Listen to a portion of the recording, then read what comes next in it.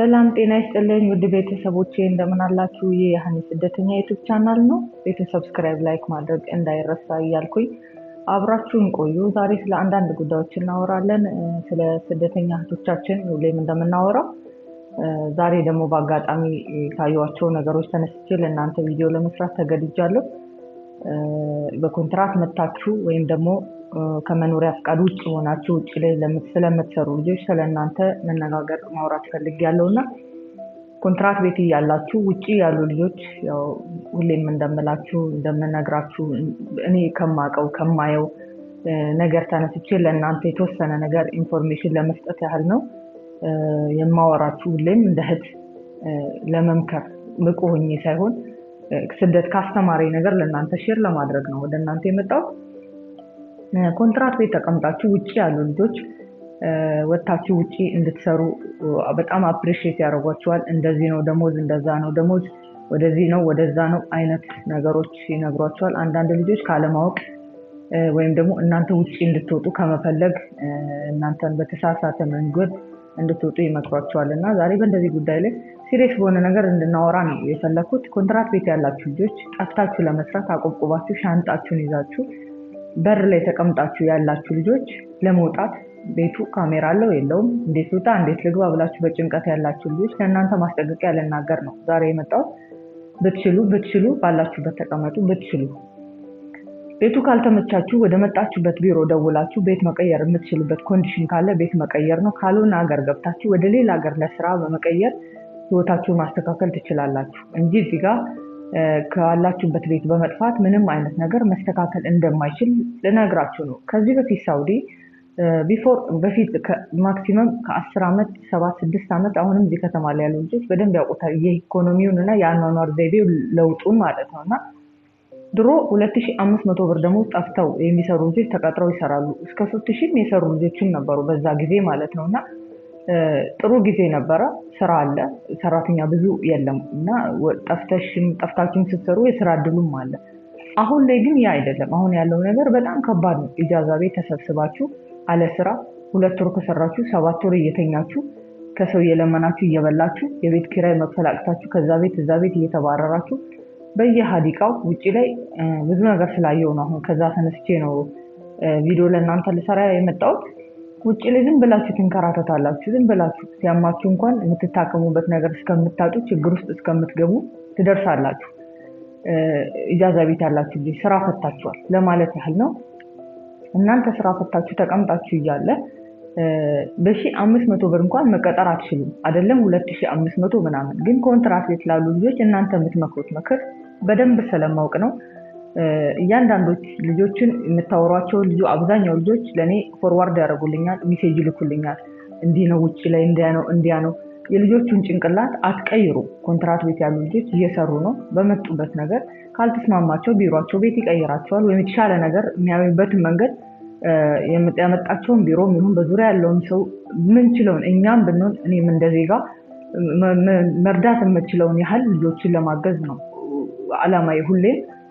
ውጪ ላይ ግን ተቀምጣችሁ አለ ስራ እያወደለደላችሁ ራሳችሁ ህይወታችሁን እንዳልነበረ አድርጋችሁ እየኖራችሁ ከአላማችሁ ውጪ ሆናችሁ እየኖራችሁ ያላችሁ ልጆች እባካችሁ ኮንትራት ቤት ያሉት ልጆች እንዲጠፉ አትገፋፏቸው። በቃ ህይወታቸው እንዲበላሽ አትገፋፏቸው። በተለይ ሳውዲ ላይ አሁን ላይ በጣም ውጪ ልክ አይደለም፣ ስራ የለም። ምክንያቱም በጣም ብዙ ሸሪካዎች አሉ፣ ካምፓኒዎች ካምፓኒ ልጆች ስለሚያመጣ በብዛት ከካምፓኒ ሄደው ፈርመው በ5 ደቂቃ ነው ሰራተኛ ይዘው እየመጡ ያሉት። ስለዚህ ውጪ ላይ ስራ የሚባል ነገር የለም።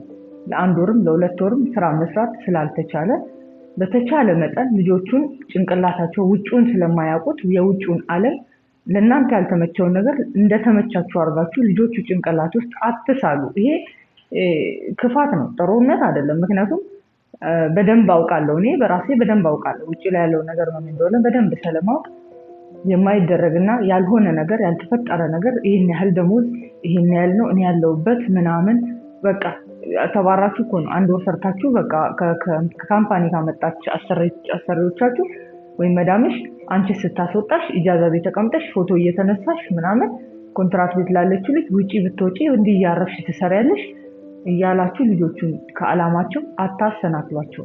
እናንተ መጥታችሁ ጠፍታችሁ ህይወታችሁ ከብዷችሁ ነው እየኖራችሁ ያላችሁት። በእርግጠኝነት ነው የምነግራችሁ። በጣም ብዙ ኢጃዛ ቤት ያላችሁ ልጆች ህይወት ከብዷችሁ ነው ያላችሁት። ምክንያቱም ስራ የለም፣ ምንም አይነት ስራ የለም። ስራ ለማስቀጠርም ተቸግሯል ሰው ጠቅላላ። ምንም በዙሪያችን በጣም ብዙ ልጆች ስራ ፈተው ይቀመጣሉ። ምክንያቱም ስራ ስለሌለ፣ ካምፓኒዎች በጣም ስለበዙ በካምፓኒ ነው እያመጡ እየቀጠሩ ያሉት። ኮንትራት ቤት የተቀምጠው ላሉ ልጆች ውጪው እንዲህ ነው እንዲያ ነው እያላችሁ እባካችሁ የልጆቹን ጭንቅላት በተሳሳተ መልኩ አትውሰዷቸው። ካልተመቻቸው ቢሮ ካልቀየራቸው አገር ገብተው በጣም ብዙ የስራ እድሎች አሉ። በተለያየ ቦታ ላይ ሄደው መስራት ይችላሉ። ሴቶች ልጆች ናቸው። ህይወታቸውን በጥንቃቄ እንዲኖሩ አድርጓቸው። በዛ ላይ ደግሞ ልክ እውቅና ፍቃድ እንዳላችሁ እናስጠፋችኋለን እያላችሁ ስልክ ቁጥር እየለጠፋችሁ በዚህ ብትወጪ በዛ ብትገቢ አስጠፋሻለሁ እያላችሁ ሴት እህቶቻችንን ህይወታቸውን ለማበላሸት በሚዲያ ላይ የምትሰሩ ሰዎች በእውነት ይሄ ከናንተ ከአንድ ዜጋ ኢትዮጵያዊ ከሆነ ወንድ ይሄ አይጠበቅም። ከዛ ሴቶቹ ሲወጡ ውጭ ላይ ምን እንዳለ ምን እየገጠማቸው እንዳለ በደንብ ወደፊት የምንሰራው ጉዳይ ነው የሚሆነው። በመረጃ ይዘን ነው የምንሰራው። ወደፊት እሰራለሁ ብዙ ነገሮች። ግን አሁን ያላችሁ ልጆች፣ ኮንትራት ቤት ያላችሁ ልጆች ከእንደዚህ አይነት ሰዎች ምክር እንድትጠበቁ ነው ዛሬ የምመክራችሁ። ምክንያቱም በጣም ትንንሽ ልጆች የቤተሰብ ኃላፊነት ተሸክማችሁ የመጣችሁ ልጆች ናችሁና ውጪው ላይ ህይወታችሁ አደጋ ነው የሚሆነው። እኔ ላስጠነቅቃችሁና ላስፈራራችሁን ጭምር ነው። ውጪ ላይ ያለው ነገር በጣም አደገኛ ነው። አደገኛ ስራ የለም። ህይወታችሁ ነው የሚበላሸው። ሙሉ ለሙሉ ህይወታችሁ ይበላሻል። ስለዚህ ቤቱ ካልተመቻችሁ ለቢሮአችሁ አመልክታችሁ መቀየር ካለባችሁ ቀይራችሁ፣ ካልሆነ መክፈል ያለባችሁ ዋጋ ከፍላችሁ ግቡና ሌላ ሀገር የስራ እድሎች ሞክሩ ባይ ነኝ እኔ እንደ እህት ስመክራችሁ። እዚህ ደግሞ ኢጃዛ ቤት ተጠራቅማችሁ እያወደለደላችሁ የምትኖሩ ሴቶች የራሳችሁ የህይወት መስመር ጠፍቶባችሁ የሌላ ሰዎች የሌላ እህቶቻችሁ ህይወት መስመር እንዲጠፋ አታበረታቷቸው። ይሄ ከአንድ ዜጋ ከአንድ ሰው ከሆነ ሰው የማይጠበቅ ነገር ስለሆነ ለራሳችሁ ህይወታችሁን በገባችሁበት መንገድ እንዴት አድርጋችሁ ማስተካከል እንዳለባችሁ ራሳችሁ ላይ መስራት አለባችሁ እንጂ ሌላ የጥፋት አካል ልጆቹን ወደ ጥፋት የምትጠሩትን ነገር እንደ ዜጋ እንደሚመለከተው ሰብአዊ እንደሆነ ሰው እንድታስቡ ብዬ መልእክቴን ላስተላልፍ ነው።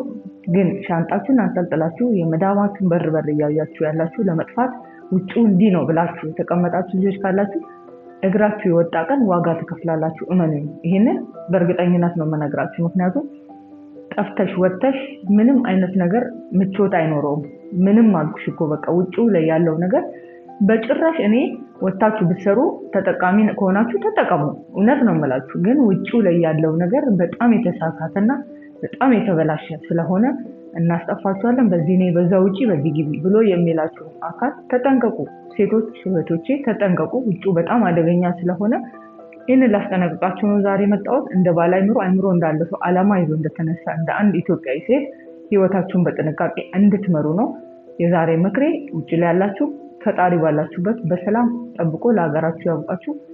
ይህን ቤት ሰብስክራይብ፣ ላይክ ማድረግ እንዳይረሳ። ሀሳብ አስተያየቶቻችሁ ኮሜንት ላይ አስቀምጡ። ለዛሬ በቃናል። መልካም ጊዜ፣ መልካም ቆይታ።